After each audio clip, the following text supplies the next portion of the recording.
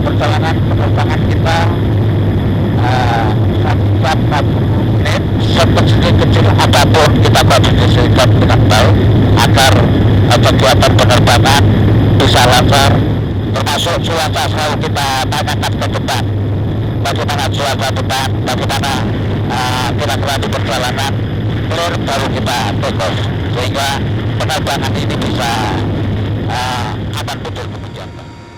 Kota Mulia adalah ibu kota Kabupaten Puncak Jaya, sebuah kawasan yang terletak di jantung Papua.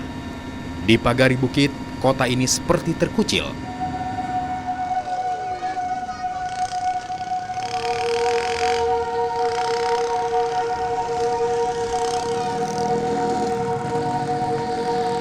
Hampir seluruh penduduk menggantungkan hidupnya dari perkebunan dan menjual hasilnya menjadi bagian penting buat warga kota berpenduduk 5.000 jiwa ini.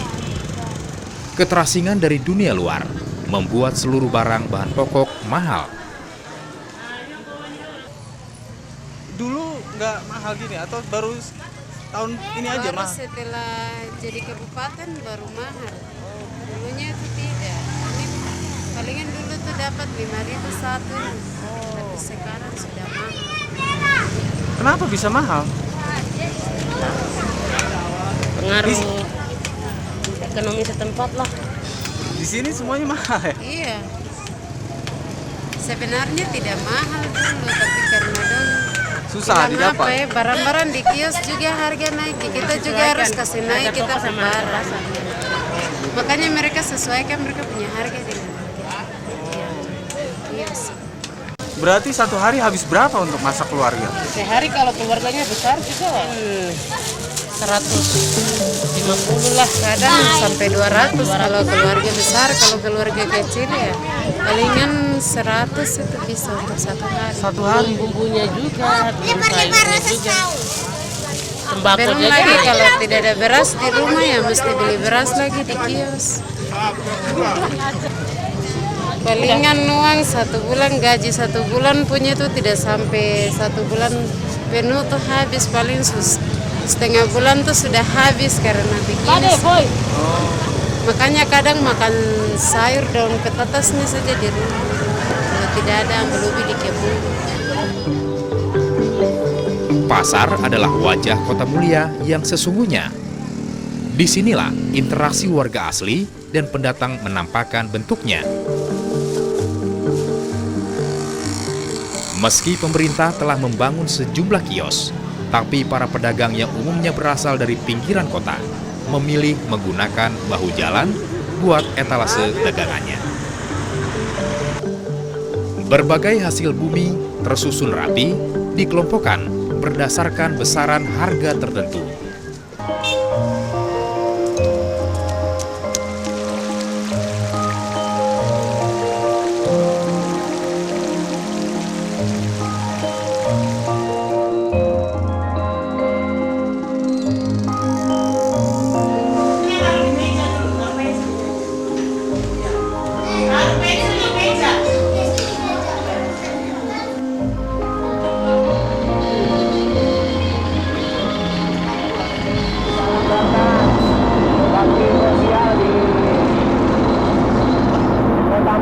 Kabupaten Puncak Jaya, kita akan melakukan bakti sosial TNI kurang lebih selama 4 bulan. Kita mulai nanti tanggal 1 Mei sampai tanggal 31 Agustus. Kita ada 3 tempat yang kita kerjakan, yaitu di distrik Ilu, Tinggi Nambut, dan Suli Kota Mulia itu sendiri. Ini kita melibatkan kurang lebih sekitar 700 sekian personil dari TNI Angkatan Udara, TNI Angkatan Darat, dan TNI Angkatan Laut. Kita tiga angkatan ini melakukan kegiatan semuanya. Didukung oleh pemerintah daerah dari Pemda Puncak Jaya sendiri maupun masyarakat semuanya dilibatkan. Ya.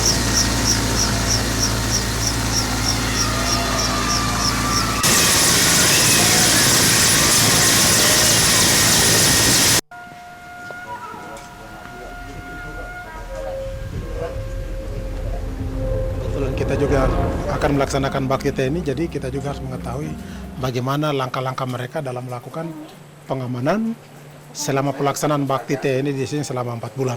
Apa yang harus mereka lakukan di wilayah sini sesuai dengan areal yang sudah mereka sudah digambarkan di sana. Mana batas-batas tugas pengamanan mereka dan juga mungkin ada pos yang lain di sana, bagaimana tugas-tugas pengamanan mereka. Itu yang perlu nanti kita, rekan-rekan kita yang ada di sana, supaya kita bisa mengetahui lebih dekat lagi tentang tugas dan tanggung jawab perorangannya masing-masing. Kalau mungkin ini sudah mengetahui, tetapi kita perlu tingkatkan kewaspadaan. Jadi dalam perjalanan ya senjata sudah terisi dengan baik. Jangan lupa langkah-langkah kita apabila terjadi sesuatu, berarti kita harus melakukan M5.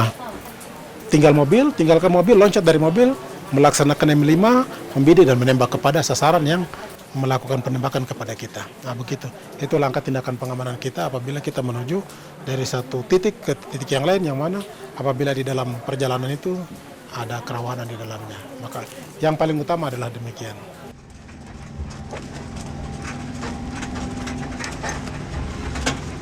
Ya, isu keamanan memang masih menjadi topik di Kabupaten Puncak Jaya.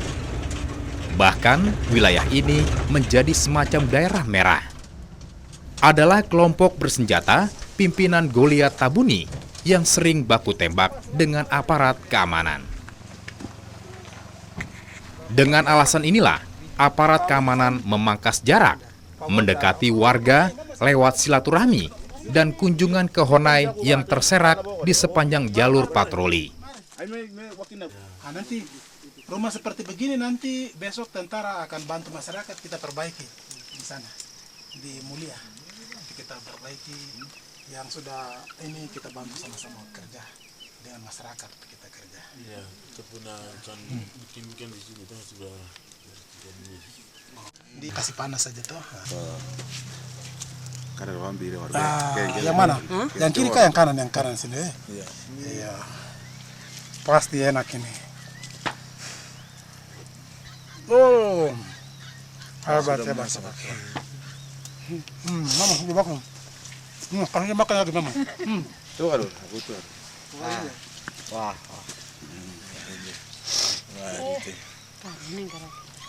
Enak nih, enak. Masaknya tadi hanya pakai itu aja, nggak di abu, kasih masuk. Tunggu lama sedikit, udah. Buka lagi dia sudah matang ini.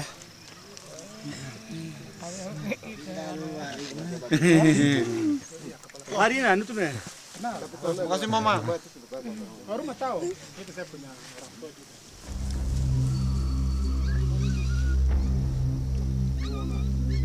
Kita mau datang main bola sebenarnya sekitar 1.000 lebih. Itu sudah mulai karena mereka bentuk desa itu di sini. Oh, kawan.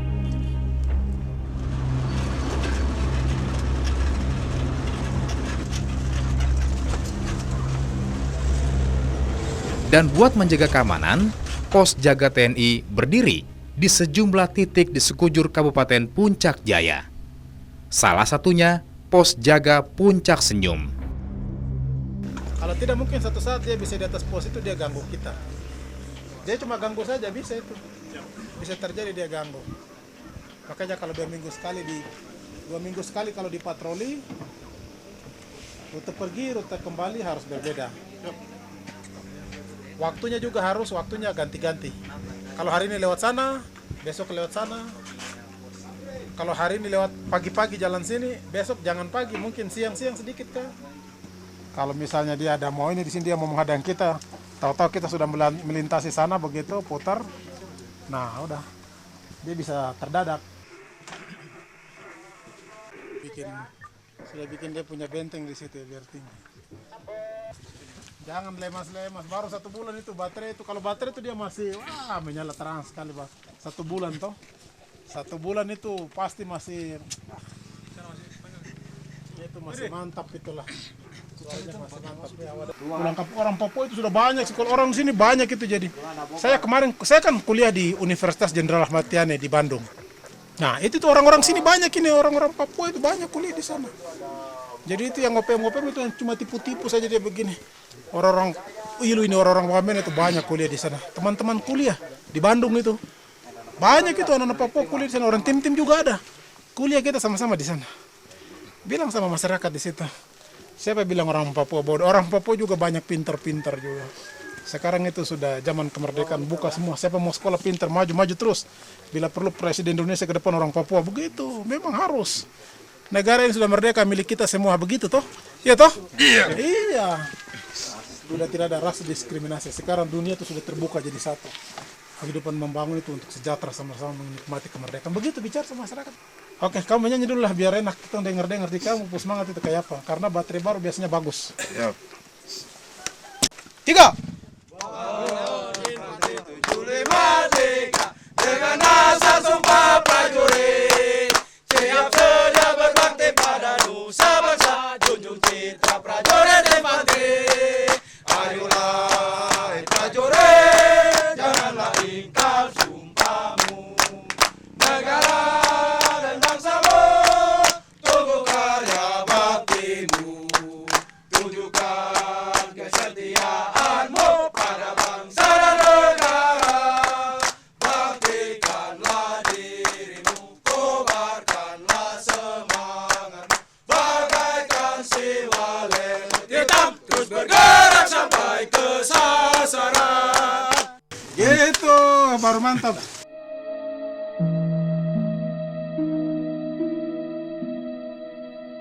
Tidak semua pos jaga TNI berdiri di pinggir jalan.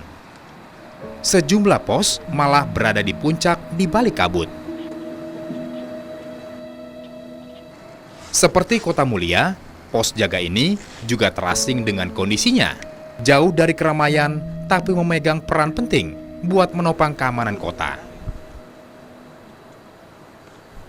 Selain kelompok bersenjata, dingin, sepi, dan segala kondisi yang terbatas menjadi musuh yang sesungguhnya.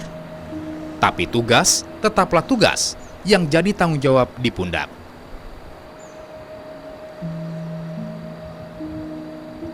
Saya belum pernah ada kontak.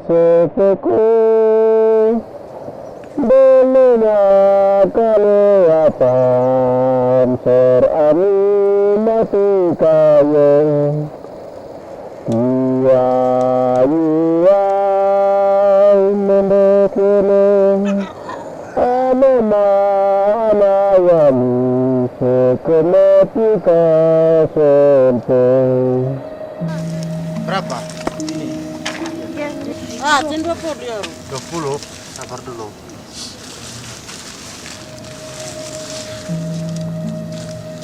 Kena 20 ini. Toh? Mana? Ini saja. Sudah.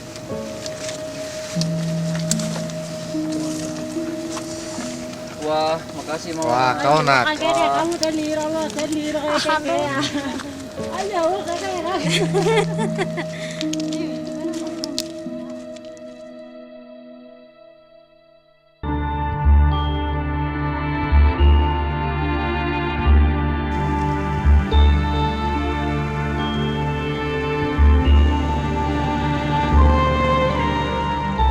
Sebagai sebuah ibu kota kabupaten, Kota Mulia menjadi semacam oasis buat sejumlah suku di Papua.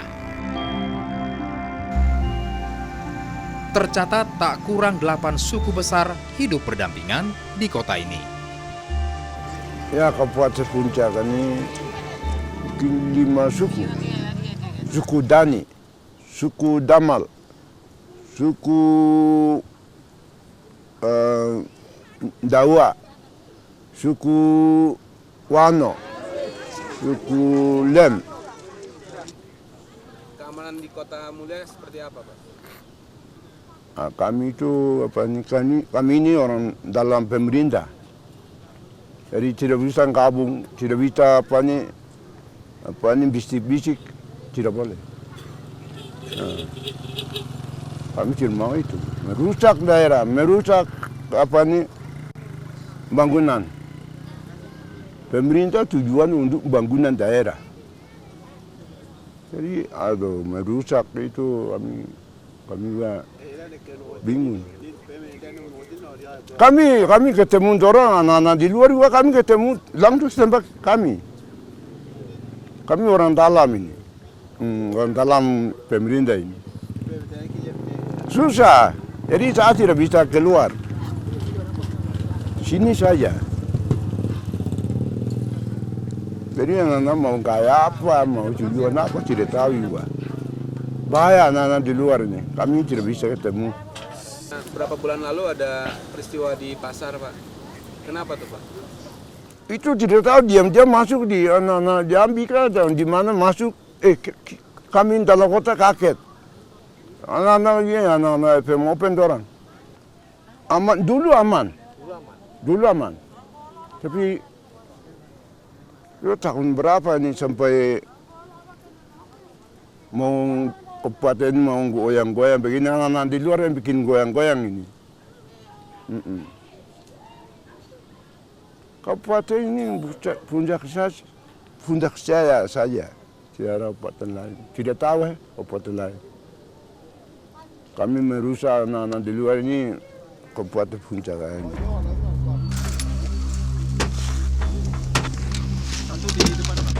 Tapi, lahirnya kelompok-kelompok bersenjata yang bergerilya di hutan Kota Mulia membuat kondisi tak sama lagi.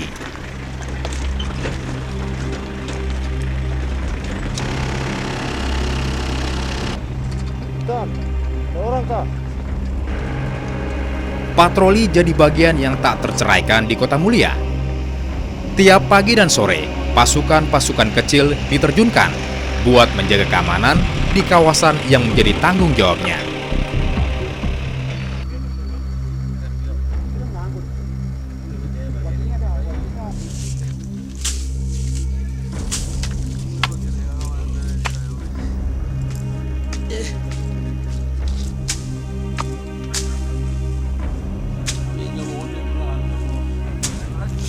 Kita biasa begini orang tani.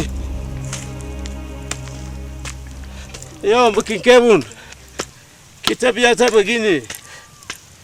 Tidak pakai apa-apa. Nenek moyang biasanya begini, Bapak. Sanan keladi. Sanan petatar. Ini juga petatar. Iyo. Begini. Pisang kah, tebu kah, itu jual di pasar. Baru hidupnya begitu. Ini untuk tanam keladi, Pak. Anak tunggu-tunggu sampai 5 bulan kelaparan. Baru sudah tua, cabur baru dijual di pasar. Harganya 10, 20, 50 begitu, Bapak. Baru jual. Baru kami beli sabun kah, beli pakaian kah, makanan kah. Mulia ini, Pak. Mulia ini harga mahal.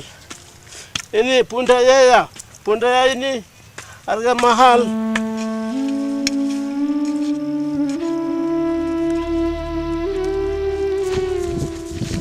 Sebagai sebuah kota yang bergeliat, Kota Mulia memiliki wajah buruk soal tingkat kesejahteraan. Hampir 80% warganya hidup di bawah garis kemiskinan.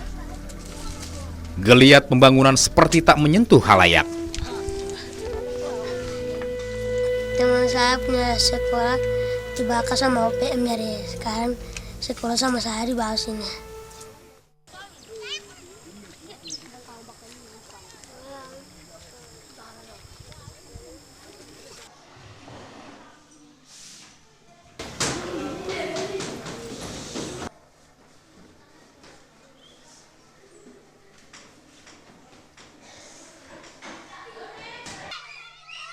kejadian pembakaran gedung itu juga tidak memakan korban karena kejadian itu terjadi sesudah kegiatan proses belajar mengajar itu dilaksanakan, sehingga guru dan siswa tidak ada yang korban pada waktu itu. Yang kami hanya sangat sesali adalah gedung yang dibangun oleh pemerintah yang dibakar oleh saudara-saudara kami yang ada di Balik Gunung itu.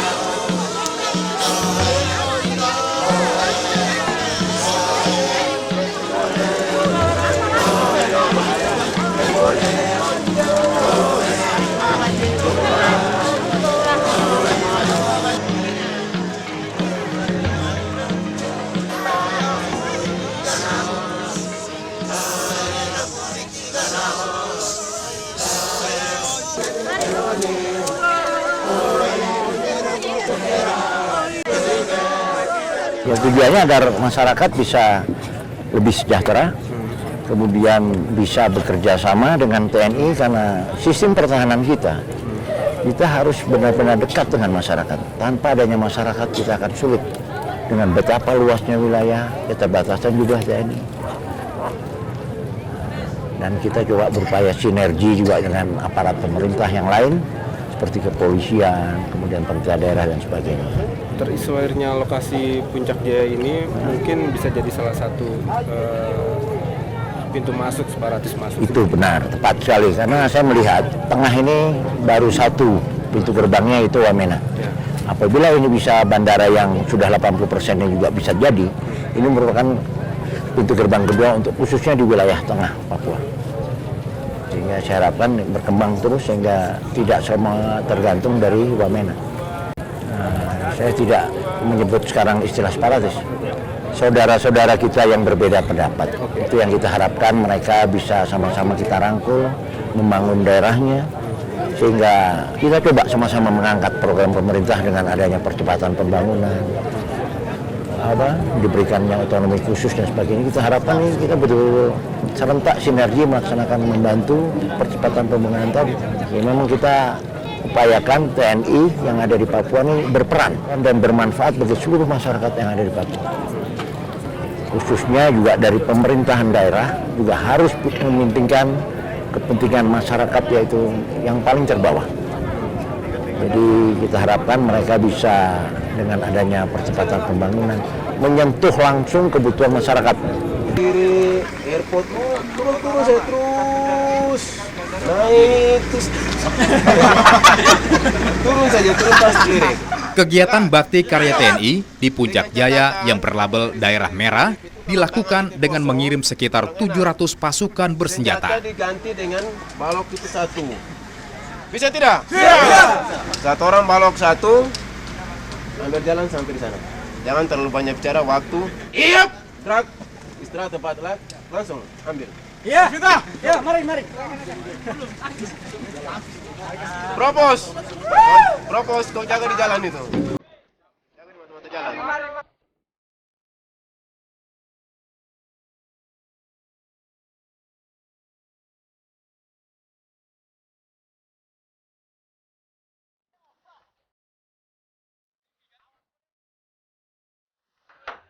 Sejumlah prasarana warga jadi target kegiatan, mulai dari rumah ibadah, jalan, hingga honai.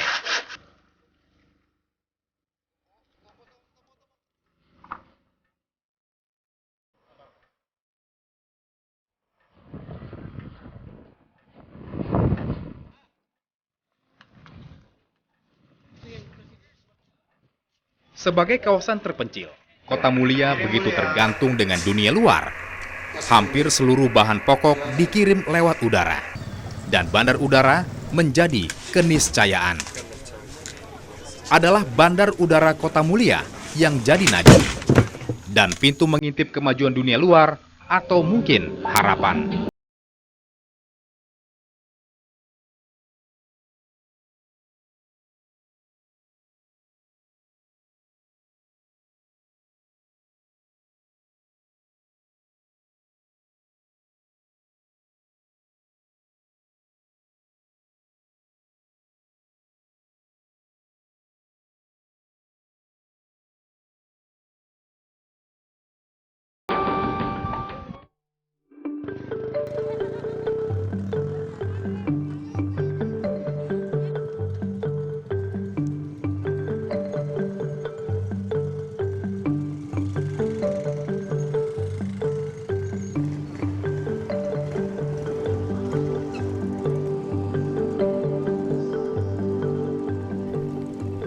Minggu pagi di Kota Mulia adalah ibadah. Hampir seluruh warga yang mayoritas Kristiani meninggalkan kegiatan dunianya. Semuanya tertunduk kusyuk mendengar khotbah pendeta.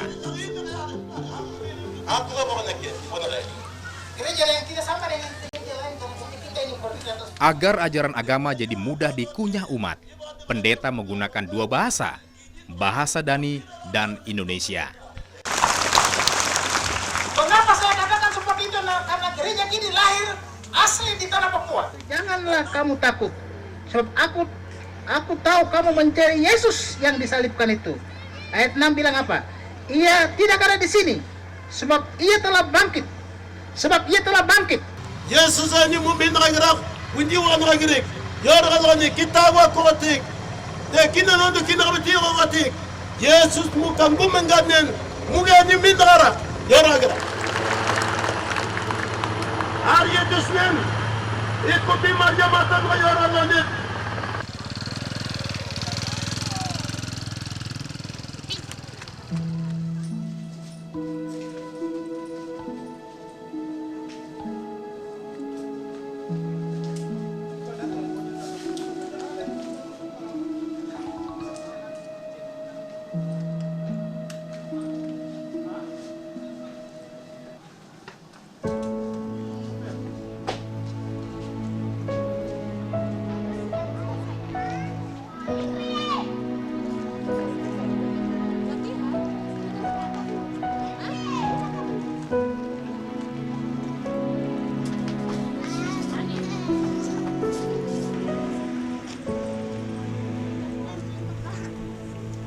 Tidak hanya suku tradisional yang berduyun ke gereja, sejumlah personel TNI Kristiani juga melakukan hal yang sama. Inilah momen pupusnya perbedaan. Semua sama di rumah Tuhan. Sampai 40. Pada kedua hukum inilah tergantung seluruh kawan dan kita para nabi.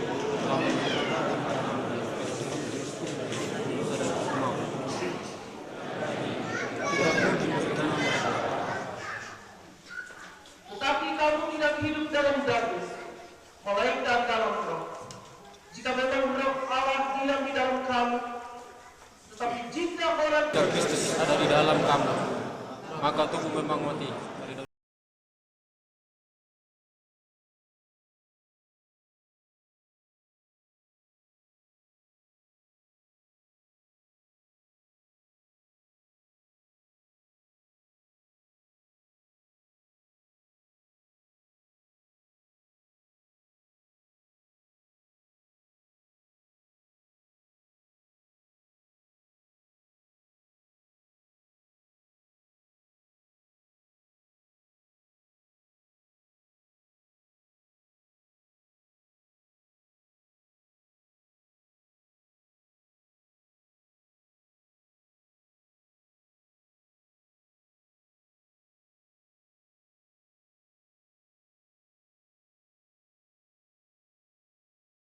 Hampir seluruh persengketaan antar warga diselesaikan lewat adat.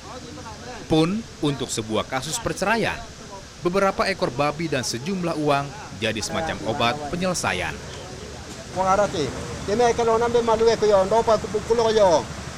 Kami rokok yo no kena ara pawayanan ikata na bregarat. Tinu tinu nu epe minati kata dia me rokoti ya kana ga meniru ke luarga me ambin num dan num dinora de kwe. Ata ni keluarga ampan me nanong ko konwo. Yo no ruan no baya ibu ai korame. Semua adalah panekor. Wamda la panekor pada gura 5 ekor ini untuk mama punya urusan wam armede bene negara tu 5 ekor ada gura. De nda 3 ekor ada gura. De pertama urusan ku gura. De uang kita menere gura 25 juta. Tahu berapa gura? Pertama urusan ku gura te. Urusan ku tak me urusan ku kira ndo gina ko lekara gura. Ni no nemba no lenda ni rando bang gura ina nu ko yete te ko. Tahu berapa gura me de onda daga ata art mereka kemampuana ata daga te ni onda ne wede ka ona ore me onda ku wa kina ona. Ome waro me de Wan yawe, ako mo wan lo katakai, no vale kaya ko no niawe. Ya, kaya ko me, wan buyo kati we tiare, uang empate ko tiare. Sini uang berarti 700 men 80, ayam 1. Ya lo niawe.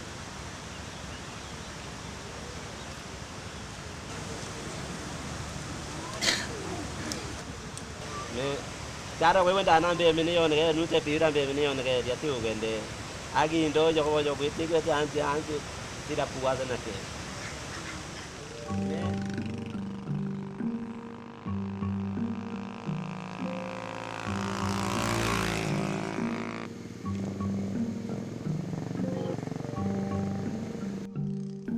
Kota Mulia adalah wajah kota-kota pedalaman Papua. Kesederhanaan, ketergantungan dengan dunia luar jadi lumrah. Gangguan keamanan membuat pembangunan Kota Mulia beringsut siput dan tertinggal. Tapi tidak buat Justinus, pelajar kelas 5 sekolah dasar. Dalam keterbatasannya, ia terus berlari mengejar mimpi, meski hidup terasa sulit dan keamanan jadi taruhan.